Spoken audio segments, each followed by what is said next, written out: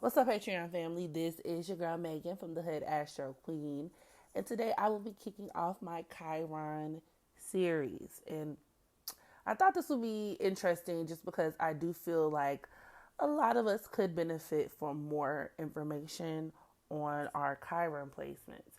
There aren't really that many that I noticed, especially when I was initially learning astrology, right?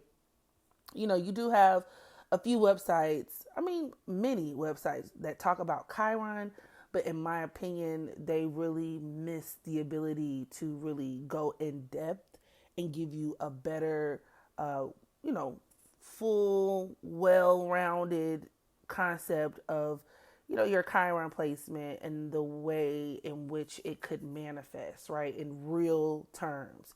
So, that's what we're here to do, okay? So in Greek mythology, Chiron was a deity, okay? And he was the son of Cronus, aka Titan, or Saturn, as most people would recognize him to be today, and the nymph Philyra, Phillyra. So they have a baby together, and actually, Saturn tricked the nymph into procreating with him. He took on the form of a horse. Don't ask. Okay, the bestiality is real in these streets, or at least it was in those Roman streets. And basically, she gave birth to Chiron. She was so disgusted and repulsed at Chiron and the fact that he seemed to be like a disfigured little baby, right? Half pony, half baby. She abandoned him. And of course, Saturn dipped as well. So essentially, he was orphaned from the moment of his birth. However, he was adopted and taken in by Apollo. Now, Apollo was the Greek god of the sun, light, music, truth, healing, poetry, and prophecy. So, after he took Chiron under his wing, he began to teach him these things. And over time, Chiron became an expert in art and music and prophecy and teaching and all of those other good things. And he became infamous for being able to help mentor and facilitate other students, other people on their healing journey and whatnot. But all the while, he had an inability to help himself recover from his own wounds. And one could translate this into like the emotional wounds, but also, in some of the stories, he actually sustained an injury. I think it was a leg or foot injury from a poisonous arrow. And so, even in the literal, like medicinal sense, he would be able to heal other people. And although he was immortal, so he couldn't die, he still had a really difficult time fully healing himself from this wound to full recovery mode. So that's where the concept of Chiron comes into play, even when we talk about astrology. In astrology, Chiron is an asteroid that deals with one's wounds. Now, this could be emotional wounds, but it's also depicted in the Greek mythology version of Chiron. This could be physical wounds, quite literally, like physical wounds that we could sustain. And in many cases, Chiron can point towards physical injury and ailments that a lot of us struggle with at some point within our lives. Chiron could also indicate exceptional behavior, where one could be exceptions to the rules, things that can make us unique and or unorthodox. And it could deal with where we also have the capacity for healing. Now, this is a trait or an attribute of Chiron that many astrologers, in my opinion, overstate or overplay. Obviously, we all have the ability to heal. We all have the ability to grow from a lot of our injuries and the things that have wounded us, right? Whether physically, metaphorically speaking. But the average person kind of doesn't. Like the average person, because just life is non-linear, really ends up struggling with a lot of these things for the majority of their lives. So, I mean, all doesn't have to be hopeless, but just realistically speaking, most people do kind of dip in and out and continue this kind of ongoing battle with their Chiron for the duration of their lives. Okay. Now, when Chiron is near or afflicting a personal planet, it could be indicative of inflicting wounds upon others, as well as showing where other people may have inflicted wounds upon you.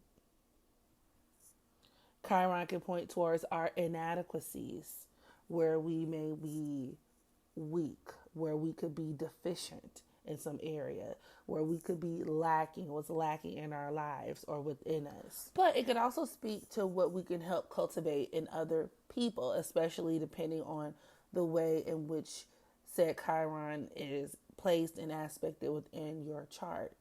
So whereas we may not be able to make a 100% full recovery in terms of completely integrating this particular trauma within our own lives, we can find a lot more purpose and fulfillment in pouring into other people in this particular area.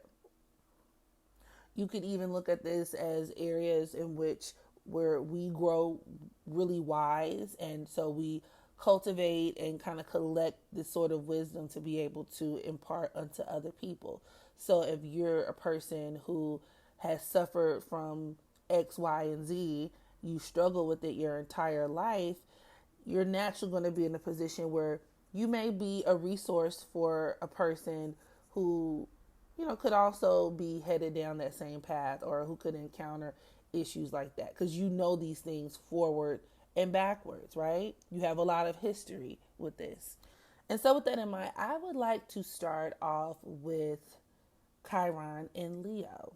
Now, I am very familiar with this placement because I actually come from the Chiron Leo generation, with the most recent set of Chiron Leo children being millennials, okay, early 90s babies. A lot of us have Chiron in Leo. Now, when you place Chiron in the sign of Leo, or even loosely translated into the fifth house, give or take, right? This could come with lots of heartache and pain.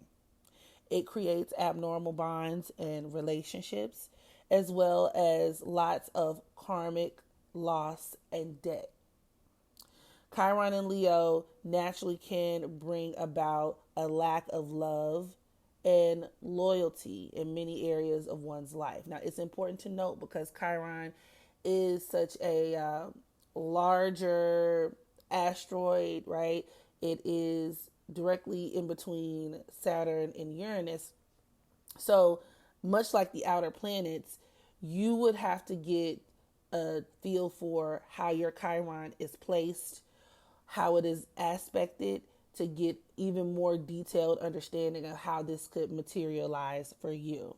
Okay, because an individual with Chiron in the second house of Leo versus Chiron in the ninth house of Leo will have two different experiences. But nonetheless, Chiron and Leo in and of itself could also bring about lots of trust issues and trauma bonds, especially when it comes to just matters of the heart in general. There could be a lot of pain and deficiency in these areas.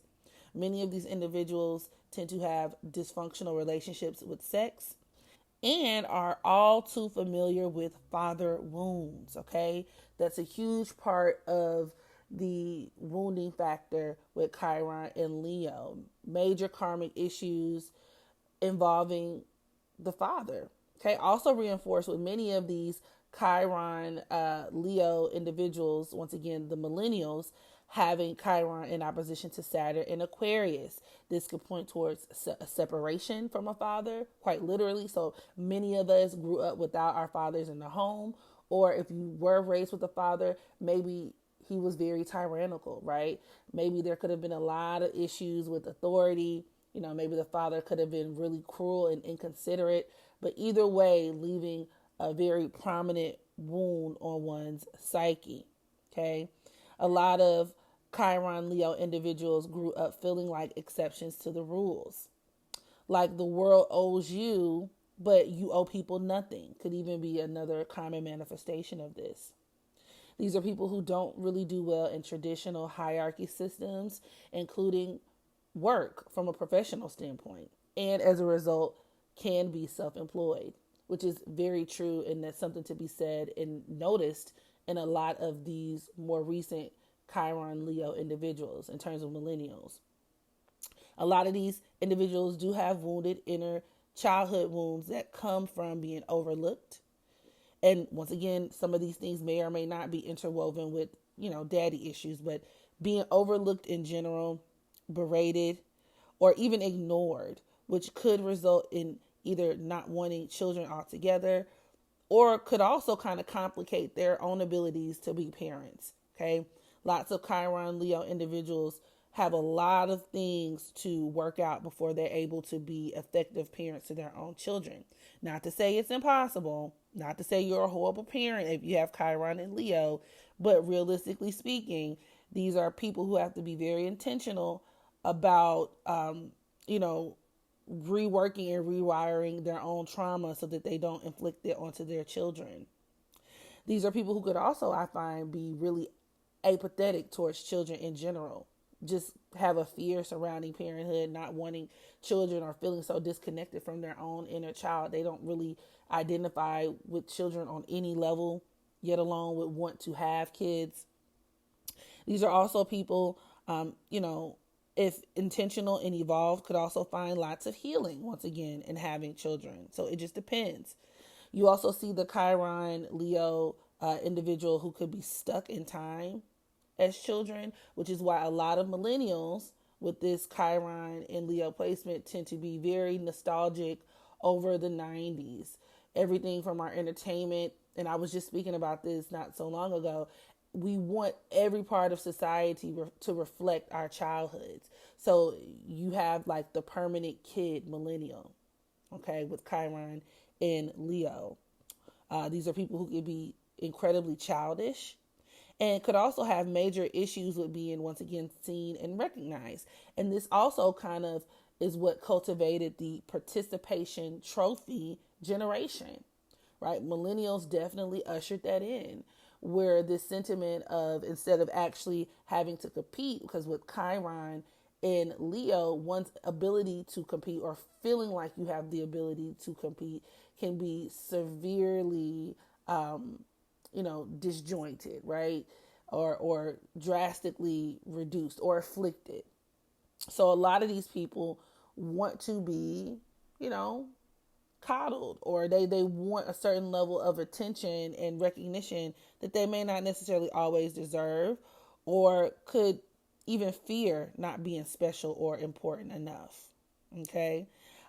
You also have a lot of rejection trauma that comes along with Chiron and Leo also, as well as the natural tendency to be afraid to compete, afraid of being in the spotlight, afraid of standing out and differentiating yourself from other people, which is also reinforced with that Chiron forming in opposition to Saturn in Aquarius for many of these said millennials here.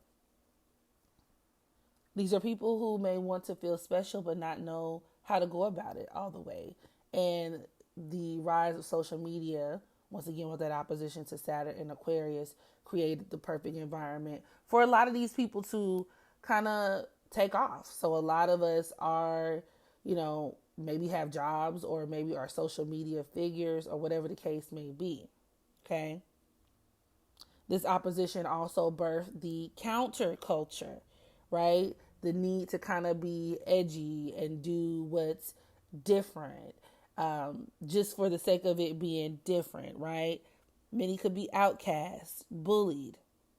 Chiron in Leo will resort to ridiculous antics in order to gain acknowledgement, overcompensating for a lack of that feeling of, feeling special and things like that could also happen. So these are people who can overdo it, or even exude some sort of narcissistic qualities. That fear of competing or fear of not being good enough could also result in not wanting to be challenged on an individual level.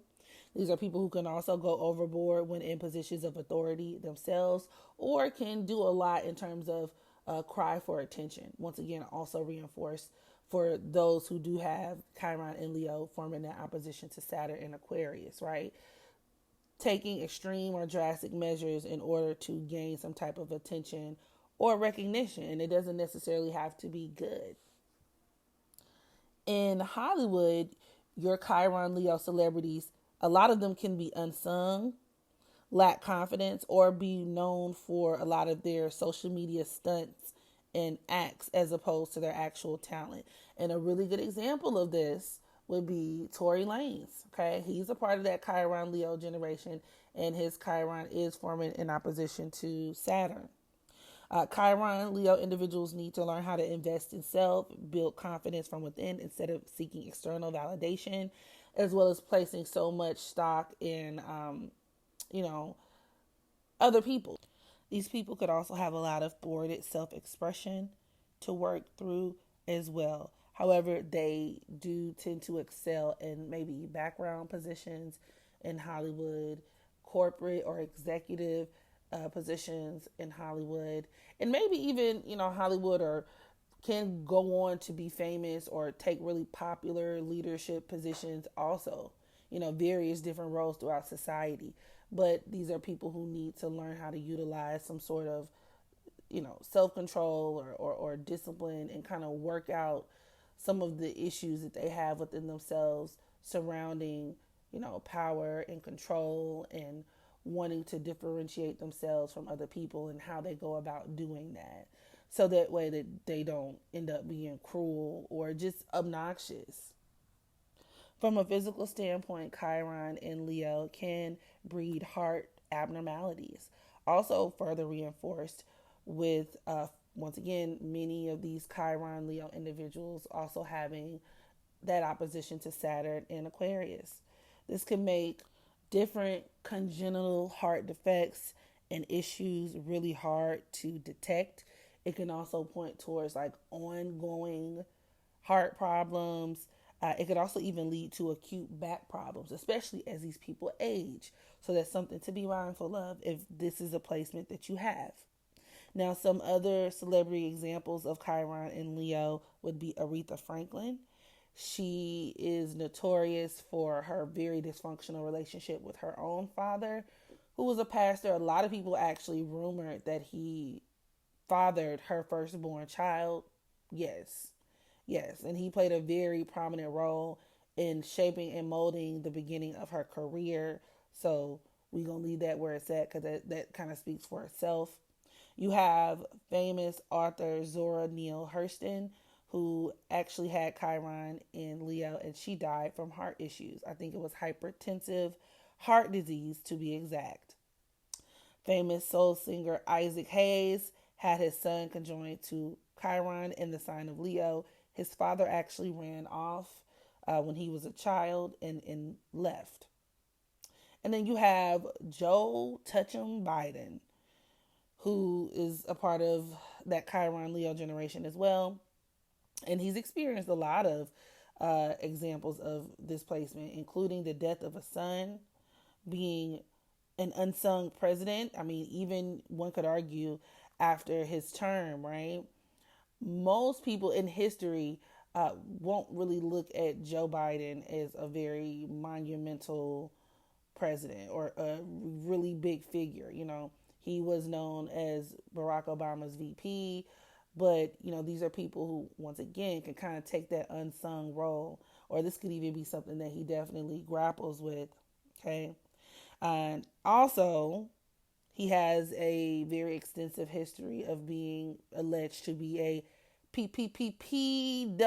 So, having his Chiron conjoined to that Leo North Node, squaring his 12th house Scorpio sun, also points towards some really weird, funny business where he could be inflicting harm towards children, quite literally.